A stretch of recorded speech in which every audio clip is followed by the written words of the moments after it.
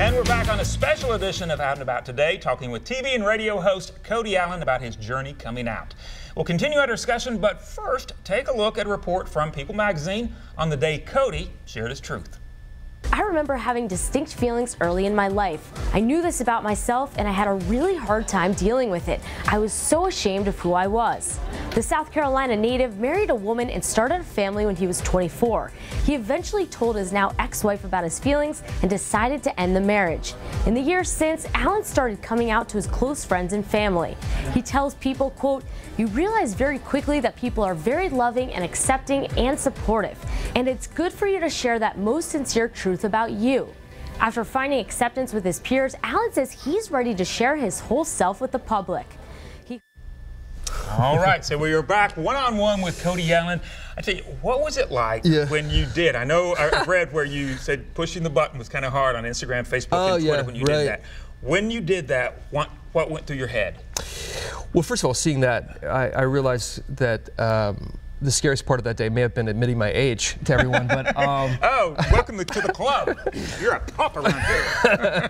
No, but seriously, it was a great experience overall, but it was a little scary. I mean, you don't know how people are going to react, what they're going to say on the other side of social media, or the people who are sort of the unknown out there. You know, on CMT, I speak to an audience of viewers on the countdown, the Hot 20 countdown, and then on radio, on the radio shows. You know, there's a lot of people who call. A lot of people I hear from when I go to festivals and talk to, but you just never know what some of those people how they might, what they might say, and if they might change their mind about you. And that was my biggest fear, as I didn't want people to think, okay, because I admit this, somehow the next day I'm going to be a different person, because that's not how it was, and not how I wanted it to be, because I'm still the same Cody I was before. You just know a little more about me, and I think. You know, explaining that, helping people to understand that nothing really changes on my shows. I'm not going to ask different questions of Carrie Underwood now. Right. It's going to be the same Cody you've always known, but you just know a little more about my personal life. Now, it was surprising, too, because we've talked with Shelley Wright and Ty Herndon and Billy Gilman about their coming out, and they said one of the disappointing things for them was the fact that not a lot of artists offered support, at least publicly, but you actually had kind of a different experience. You had some really big artists offer their support publicly. You know, over the years, I've been so blessed to have, you know, make good friendships and have great relationships with so many people, and so I think some of that trust, you know, that has built up over time, was, you know, played out on that day, so that Carrie Underwood, who knows me, felt comfortable saying, "Hey, Cody's a good guy, and we love Cody," and was supportive in other, you know, in her tweets and so on, and the same for Toby Keith or Dierks Bentley. Yeah, Dierks is a great friend. So, you know, these people I've known for a while and interviewed so many times that I feel like they felt like it was important. And look, it's a different time. You know, 2017 is different than it was even in the 2000s, even 5 years ago. Absolutely. So there's a lot more love and acceptance, I think, that exists in general, and certainly that's reflected in the stars speaking up. And you were married at one time. You had 2 kids, 2 great kids. They're awesome. So how has that adjustment been for them? Yeah, you know, it was probably obviously what I worried about the most in revealing this news was how would it affect them. And I evolved to a point, and before I made any announcement publicly, I wanted to make sure they were ready. And so we had some great conversations over time and sort of preparing for this, and they've been very supportive, probably my biggest supporters, as is my former wife, by the way. She's an amazing person. We're still the best of friends today. So, and they're in a good spot now. I mean, they know me, and they know everything about me. And I didn't want to, I want to teach them the values that I sort of grew up with, which were integrity and honesty and having good character. And to me, lying or not being completely open and truthful with them about who I am was dishonest. And that's, you know, one of the core values that I think is so important is honesty. So I needed to get honest, first of all, with myself, with my life, and then with them, and then with the public. So helping them sort of come with me on the journey and making them a part of it, I think has been so, you know, essential and And I'm just so grateful they're so loving and kind and good about it. Yeah, that's great. Now, since the announcement, as you were saying, you've had a lot of great positive reinforcement response and that sort of thing. Yeah. But did you get some negative responses, or did people confront you when they would see you out doing something on the road? You know, I've had no one say anything to me personally on the road. And people on social media who, you know, you anticipate when you come out, there's going to be a negative reaction to some degree. But really, it was very, very light. I would say 99% positive. There was just a few people who, who I expect that there's going to be a few people who would comment and be negative, but for the most part, really positive. Did you have some anticipation of what it would be like when you actually made the announcement? Yeah. And did it match what you expected? I didn't know what to expect, and I honestly felt like there would be a lot more negative than there was, because, as you mentioned, not a lot of people speak up in country music and admit this, and talk about it, and so I thought there would be a lot more backlash than there was. But overwhelmingly, it's been positive, and people have been very kind and accepting. Maybe not all agreeing, and boy, isn't that a great point we need to make, that we don't have to agree to still love and accept each other. That's what it's about. And if you could talk to your 15-year-old self when you were first getting into radio, knowing now what you know then, what would you tell him? Wow. You know, I like that 15-year-old self also, and I felt like my journey, even though it was bumpy and wasn't always perfect, was good for me.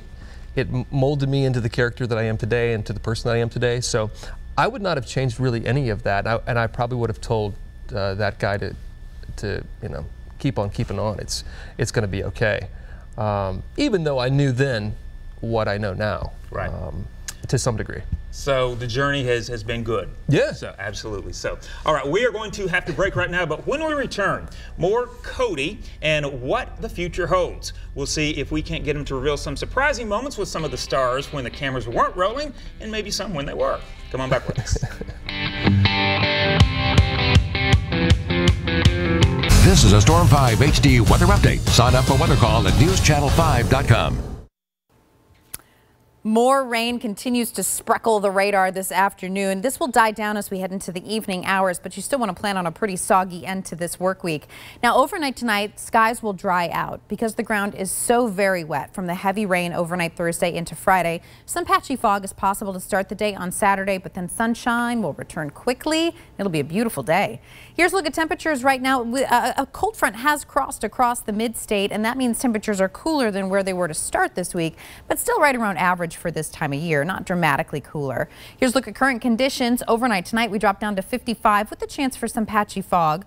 Tomorrow, 76 degrees, sunshine, blue skies, going to be great for the steeplechase, whatever your Saturday plans are. Sunday for Mama, we crank the heat up a little bit higher, 82 degrees for the mothers across the area. And if you like it hot, you'll love next week. Mid to upper 80s through most of the week.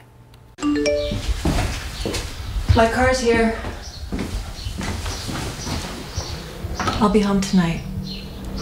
God, I wish he was still here. Grief is normal after a loved one dies, but almost 1 in 10 people will get complicated grief. A grief that causes people to withdraw from life.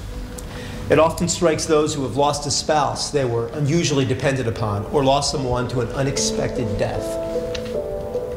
Now, these effects can also include substance abuse, isolation, physical illnesses. Fortunately, we have effective treatments.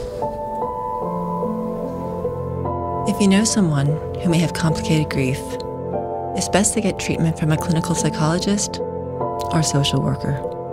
Treatment is covered by Medicare, Medicaid, and most insurances. And thanks to tuning in to a special edition of Out and About today, one-on-one with Cody Alan. Coming up, we are going to talk with Cody about the key to his success, but first take a look at Cody doing his thing with the stars. When it comes to guilty pleasures on other subjects, like TV show, what's your guilty pleasure there? Oh, Empire. I've been watching that too. Great Love show. it. Music, outside of your own, obviously.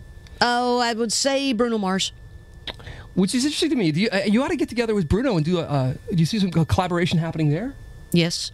I see it. I don't know that Bruno sees it yet, but... You have a new movie with one of your Hollywood friends, George Clooney, Tomorrowland. Yeah. Where you play a rocket scientist. Is that true? I do. I play a dad and a rocket scientist, and one of those is a stretch. You figure it out. All right, interesting perspective right there, Tim McGraw.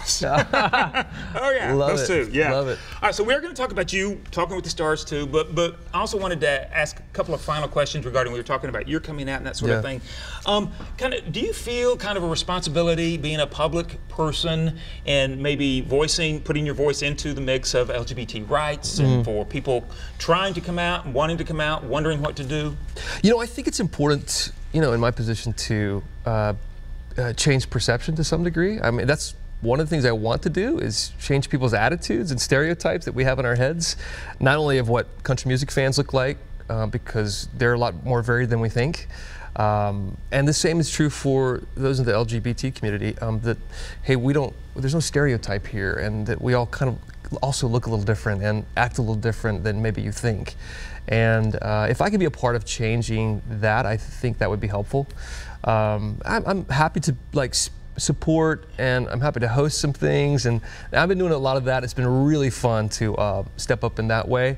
I'm not sure if I want to be like an activist or, you know, I didn't set out to do that, you know, but I certainly want to be helpful as I can in the community. All right, the Trump administration, not exactly LGBT friendly administration. If you could have dinner with President Trump, what would you tell him? Wow. Well, you know, there's some things, I'm going to say this, Chuck, there's some things I do like about what he's doing. I'm an optimist, glass half full, but I definitely would tell him to stick with the things that I think matter, which are protecting the country and making sure that's a priority, and also I think cleaning up our national debt. When it comes to the social stuff, stay out of our bedrooms and out our lives. I think the government has no place there. I'm probably more libertarian when it comes to a lot of government, you know, and political things. So to some degree, I'd probably tell him, you know, Trump, I'm not sure. I actually do a pretty good Trump impersonation. I need to work on that. It's coming along. Okay. Maybe, I mean, you just work on North Korea a little bit, you know? Work on these problems. Right. That's a good advice there. So I hope you get to have dinner with him sometime. I like that. Well, we'll see. Okay, let's talk about your job now. So we don't have a lot of time left. I want to make sure we have some fun with this too. So what was the first celebrity you ever interviewed? Do you remember, and how did it go? Oh my gosh, the first one? Yeah. You know, it would have been a country music star probably back in the early, like mid-90s, and it may have been, I want to say maybe Martina McBride, or, you know. I remember a picture of me and Martina backstage, and I think that was one of the first ones, and I probably was so frightened of her. And now she's great, and I've, you know, talked to her a few times because of my CMT job. But I probably was really horrific in that interview, and not asking very good questions. Can I just share something with you, because it made me think of my first. I was 19. I was in college, and we went down to interview Tanya Tucker and Jerry Reed doing Texas and Tennessee, a music love affair. Right. And the first time I loved Tanya Tucker, was so intimidated. It was Tanya Tucker. She was just really hot then. And I said, first question up, what do you enjoy most about country music? She goes, wow, that's a loaded question. Do you have another one? I said, what do you enjoy least about it? It's the worst comeback. It was like just terrible. I just so remembered that. So I can feel your pain there. Well, you've got a lot better, Chuck. So. Thanks a lot, really. And I have too. Okay, have you ever been on the red carpet and someone walked up and you didn't know who it was, and what did you do if that happened?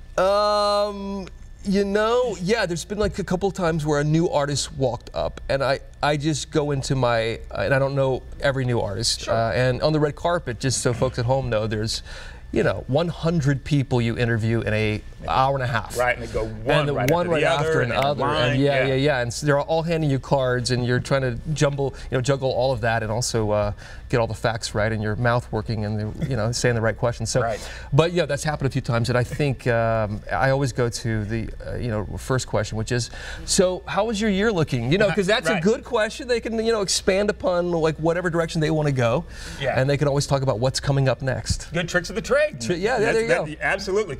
Okay, so who are 3 country artists that you would like to just hang with, have dinner with? Probably my favorites. I mean, I love Keith Urban. He's one of my favorites. You know, let's give some love to Carrie. You know, she is an angel. I mean, she always just is magnetic and, you know, filled with light every time I'm around her.